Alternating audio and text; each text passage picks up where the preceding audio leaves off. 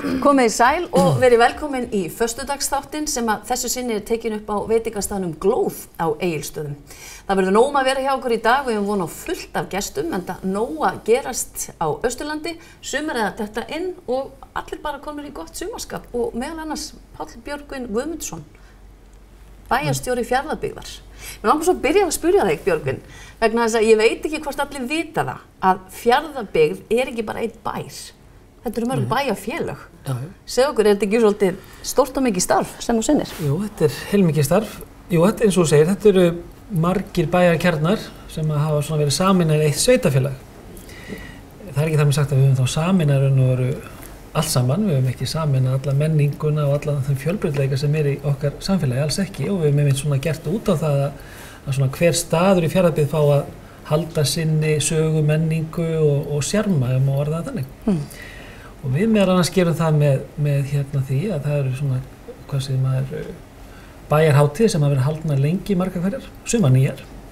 Og þessi bæjarkjarnar eru best að telja það bara upp því að kannski svona mjög margir þekkja þessi nöfn. Þetta eru Neskaupstaður, Eskifjörður, Reyðarfjörður, Fáskrúðsfjörður, Stöðvarfjörður og Mjóafjörður. Svona 6 svona megin bæjarkjarnar.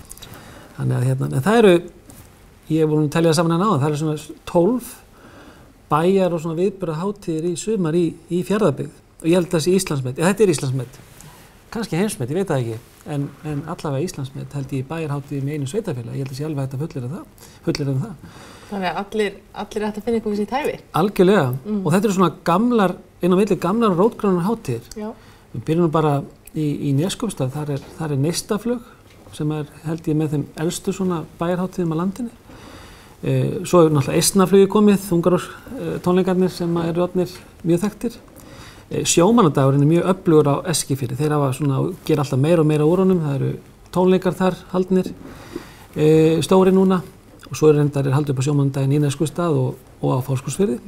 Á Reyðarfirði erum við með hernámsdaginn, tengt á svona því hernámi sem þar var á sínum tíma. Og núna bryggjuhátíð sem íbúarnir eru að standa saman og eru að gera glæsilegar svona stækkandi. Nú á Fáskrúðsfirði, þar eru franskir dagar, það er líka mjög svona rótgróin menningarhátíð og tengist þessu franska samstarfi og menningarsamstarfi sem við mátt við Frakkland og þeirri miklu sögu sem þar er. Þið þekkið væntanlega og hafa verið að tala hér franska spítalann og uppbygging svona franska bæjarins.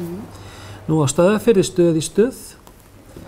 Það hefur svona verið að koma aftur, það hefur enda verið tengt sköpunarmiðstöðinni, hátíðir undanfarin ár, virkilega gaman að koma þar. Og svo mætti telja fleiri viðburði upp eins og gönguhátíðina og Mjóafjörður hefur reyndar ekki sérstaklega bæjarhátíð en þar kom ásalega margir og sérstaklega á sumrin og njóta gestrisni Mjófirninga. Þannig það má segja að það sé alltaf hátíð í Mjóafirði því það er svo gott að koma það. En þá langar mér bara eiginlega að spyrja. Sko, að vera bæjarstjóri yfir svona mörgum bæjarfélögum, ferðu á allar hátíðarnar? Já, ég reyni að fara á allar hátíðarnar. Þetta er hellingsvinna. Já, þetta er eins og með Þorvaldsmótin. En skemmtileg. Við reynum að fara eins og við getum. Þetta erum við ekki alltaf heima og ég hef ekkert verið að fara á allar bæjarhátíðarnar. En það líður aldrei ára á milli og ég tek kannski helminginn í sumar en maður reynir alltaf að fara á alla bæjarhátíð og það er mjög mikilvægt. Síðan erum við með 17. júní og 17. júní flakkar svolítið á milli bæjarkjarnanna hjá okkur og við höfum verið að prófa það. Það er enginn sem á svona 17. júní í Fjarðabyggð og það er 17. júní fer á milli bæjarkjarnanna. Það var á Reyðarfirði fyrra og Eskifirði og Neskaupstað og nú er hann á Fáskrúðsfirði og síðan Stöðvarfirði á næsta ári. Og það er alveg svona kjörið tækifæri þá fyrir íbúana að kynnast á bæjarkjörnunum sem er innan sveitafélagsins og njóta þess sem að þar er upp á að bjóða. En hvernig hefur þetta fyrirkomulag svona gefist að? Þetta hefur svona verið í þróun. Það verður nú að segja sem svo er að flestir sem eru á 17. júní eru þeir sem að búa í viðkomandi bæjarkjarna. En það er samt svona hægur sígandi í hinu og við svona erum með söfnin opin og afþreyingu og íþróttafélögin sjáum þetta. Þetta er eitthvað sem held ég eftir að vaksa. En þetta er svona bæjarhátíð sem enginn á en við erum svona að reyna að nýta til góðra hluta. En er samvinna milli allar þessara bæjarfélaga eða bæjarkjarna? Já. Já, sérstaklega þegar á reynir. Þá er mikil samvinna. Svo náttúrulega gamli svona hrepparígurinn sem við finnum alltaf fyrir og en hann ristir ekki djúpt og það orðið mjög mikil samvinna á mörgum sviðum sem maður sér í íþróttalífinu og menningunni og maður finnur svona alltaf, þetta sameiginlega hjarta slá aðeins örar.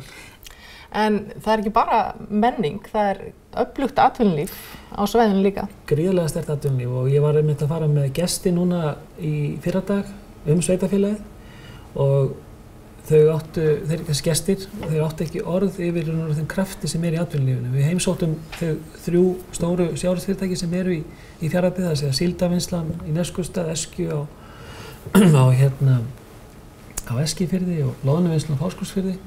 Og það verið að fjárfesta í frystigeymslum, uppsjávarfrystihúsi, nýjum skipum og svo framvegis. Það rosalegu kraftur í þessum félögum. Gaman að sjá og þetta náttúrulega hefur áhrif inn í samfélagi. Það náttúrulega það mikið kraftur og það vantar fólk á svo mörgum sviðum núna. Sérstaklega náttúrulega iðnaðarmenn og tæknimennta fólk og svo framvegis. Og þannig að þetta bara gaman og það forréttindi að fá að vera að starfa í sveitarfélagi þar sem svona mikið að vera. En svona á lokum, hvernig leggst sumarið í bæjarstjóra? Rosalega vel. Þetta verður alveg yndislegt sumar og leggjast nú sumrin alltaf mjög vel í mig og þetta ár engin umtækning því að það svona ákveðin kraftur í gangi, mikið meira en núna en oft áður. Þannig að þessar bæjarhátíðir og þessi viðburðir sem ég lýsti á þeir munu blómstra sem aldrei fyrr í Fjarðabyggð í sumar. Hefur ekki bara skála fyrir því í kaffi? Skál. Takk fyrir komuna. Já, takk fyrir, takk fyrir að bjóða mig í þáttinn.